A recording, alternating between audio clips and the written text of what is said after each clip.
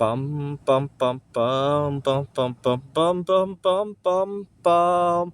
The Peter Dislike Show. Bum bum bum bum bum bum bum. In 1933, when FDR confiscated gold, he warned everybody that gold was going to be demonetized, and that if you didn't turn in your gold, not only were you breaking the law, but it could potentially become worthless. And so millions of people lined up at the bank to turn in their gold for Federal Reserve notes. Your history books lied to you. People didn't line up to the bank to withdraw their life savings. What were they going to do with it? You got to remember, in the 1930s, people didn't have the kind of home security systems that they had. Why would you want to keep your money at home? They were actually turning in their gold for Federal Reserve notes because they were warned by FDR that gold would soon become worthless. And we all know how history played out. In the 1960s, Lyndon Johnson took silver out of our coins. And if you read his speech, he said, don't bother hoarding the silver coins. The only reason they're taking silver out of the coins is that silver is too useful to tie up in our coins, right? Technology was booming. We were going to the moon around that same time. We don't need to tie up our silver, but don't bother hoarding it because the Treasury has enough silver to hold the price at $1 an ounce or whatever the ratio was at the time.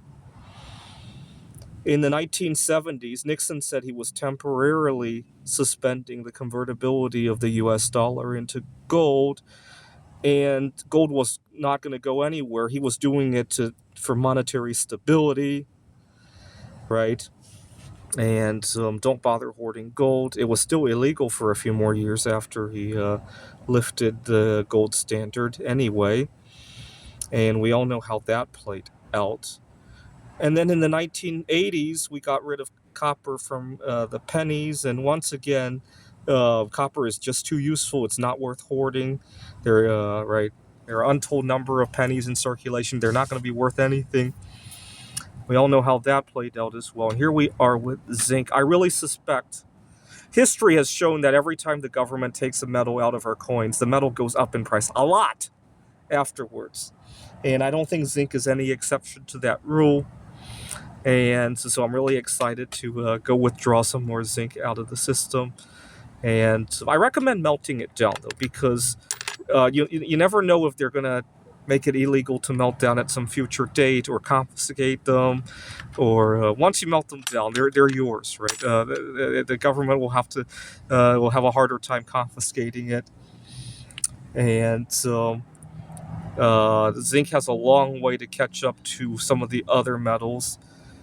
I remember when I was working on my PhD, zinc pennies were already going for more than their face value. Now they're technically under. And meanwhile, gold has gone from 700 an ounce to 3,000. Bismuth has jumped 4x since the tariff, right, from $5 a pound to $20 a pound. Copper has, when I was working on my PhD, copper pennies had just gone over the face value. Right now, they're 3-4 times the face value.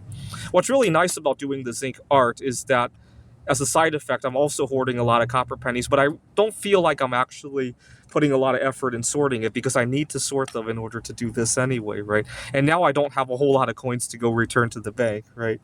So and I find a lot of rare coins as I'm doing that as well. Once in a while, yesterday I found a penny from 1914. Not really worth a fortune, but it's a really nice find. Occasionally I find an Indian head penny as well.